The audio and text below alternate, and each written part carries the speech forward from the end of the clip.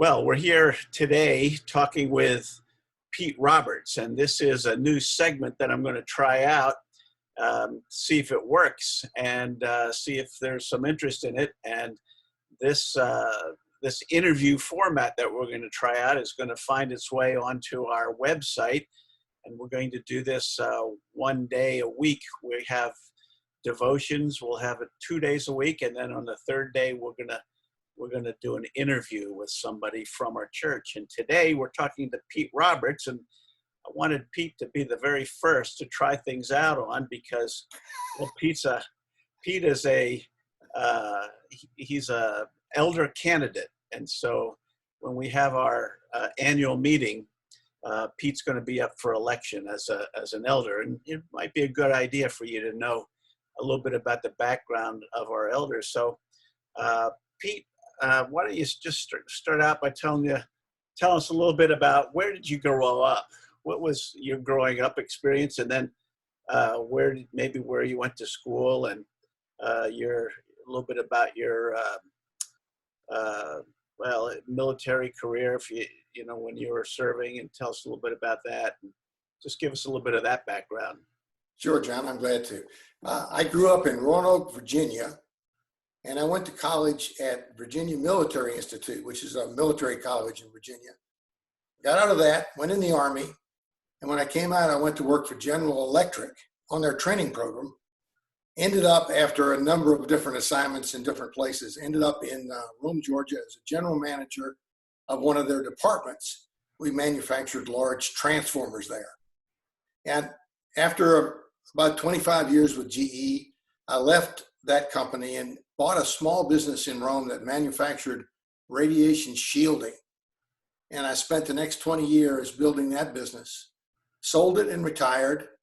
And we moved down to Florida. Been here since 2012 full time, and have enjoyed it a great deal.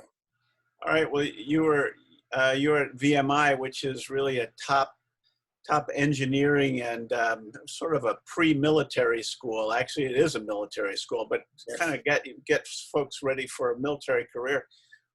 What did you do what branch of service were you in, and what did you do when you were there? Well, when I was at VMI, I majored in physics and math. And so when I got out, I knew I wanted to get into some part of engineering. And in the Army, I had a chance to be in the Ordnance Corps, which is a company, the part of the Army that repairs and builds things. And I served in Korea for about a year and a half, and in Fort Lewis, Washington for the rest of the time. Got out of the Army after about 3 years, and that was my time. I enjoyed it a great deal. But came back to GE. GE was gracious enough to let me come back after my Army time. So it worked out nicely. Oh, terrific. So let's talk a little bit about the spiritual side of things, Pete. When did you come to know Christ as your Savior? When was that kind of built into you? Well, I was raised as a Presbyterian as a kid, memorized my catechism, joined the church, and sort of dutifully attended church from there on. And it was really only after I got married and started raising children that I began to be brought back to the Lord. Well, I had two really impressive ministers in my life before I met you. And one was Reverend Patterson in Michigan, and another was Pastor Brian Pierce in Rome, Georgia. They taught me what I needed to know and brought me back to the Lord. Actually, being married to Carol and coming down here and being a part of Bay Presbyterian has been special for me and has brought me ever close to the Lord and the wonders that he can perform. Yeah. Now, I knew Brian Pierce. Brian, I met him at a meeting in Atlanta, and he was a church planter phenom from North Georgia. And there's part of a whole church planting movement in North Georgia. They had a vision that they want to start 100 churches in North Georgia in the space of 10 years. And Brian was one of the leaders, one of the first in that movement. So, well, strangely enough, John, he bought my house in Georgia. I was moving to another home. Brian bought my house and planted his church in my game room. oh, how about that? He had He had 10 people to start with, and our congregation in Rome now is about 400. Wow. And did you have to move the foosball table in order to start that church? Or? The neighbors kept calling me up and saying, "Why are all those cars parked at your house on Sunday?" Oh, I bet you've probably moved out of that house to get 400 people in there. That would be my guess. Yeah, I'm sure that's what he did. Well, Pete, we've had some time together because Pete and I have known each other probably for a good 10 years anyway. And we've been through some thick and thin together. He and Carol were some of the first ones in our Thursday night Bible study. And then Pete took a couple of mission trips with me. We went to Haiti together, didn't we? We sure did. That was a wonderful experience. Yeah, we went. It was the Place of Hope with Pastor Andre, and you were. My recollection is that you were the contact with the kids. I was doing pastors' conferences, and Jim Wismar was seeing patients, and you were working with the kids. Actually, you had a sort of a painting consultantship that was going on there. Tell us about that. We bought supplies here, put them in our suitcases, and packed them down. We had rollers and paintbrushes and stirring sticks.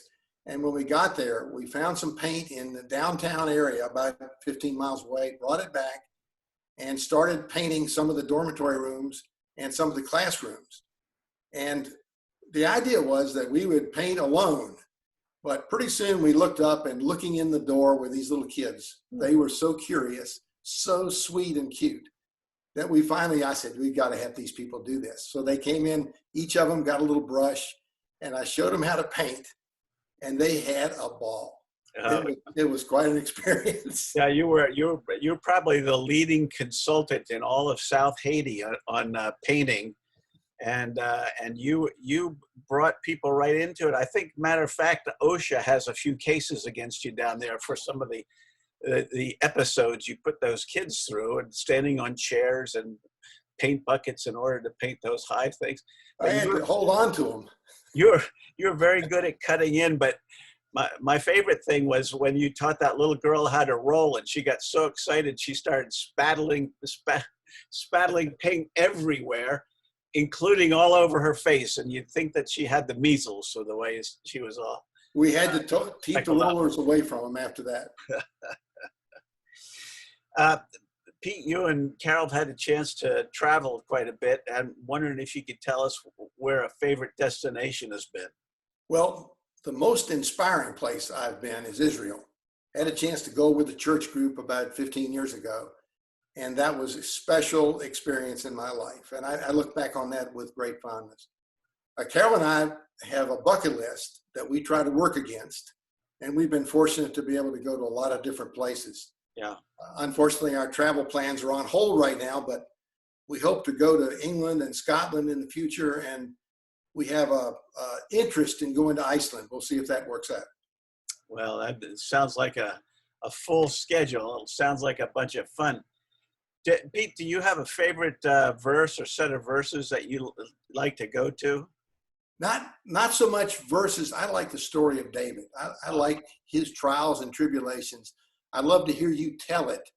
I love to read it in the Bible. Yeah. And when I was in Israel, I had a chance to go to the cave regions where he hid out. How about that? That was quite an interesting thing to see those caves and understand that there really are physical structures that you can read about from the Bible. That's pretty cool. Well, Pete, I want to thank you for taking your time out to chat with us today, and so give us an opportunity to get to know you a little bit better. And we wish you Godspeed in your endeavors with the Lord. And you're in a little group with me, and we're talking about leadership in the church and how all that comes about. And we've been doing some work in the Catechism and the Westminster Confession. I wondered if you could just show off for a little bit and maybe tell us maybe one of your favorite catechism. One of my favorite ones maybe you know the answer to this one, but this is my favorite one is, what is the chief end of man? Did you remember that one? I can remember that one. The All right. chief end of man is to glorify God and enjoy him forever. I think that that's a great life catechism question and answer. And I just wish you Godspeed in that. And you and I will continue to work together. And one day when we come out of all this COVID-19 nonsense here, we'll come out of this and you'll get moved in as an elder, and we'll have you in full swing. So appreciate taking the time, Pete. I have a lot to learn, and I thank you for being my teacher. All right. Well, God bless you, my friend, and I'll talk to you later. Okay, thanks. Right. Bye-bye. Bye-bye.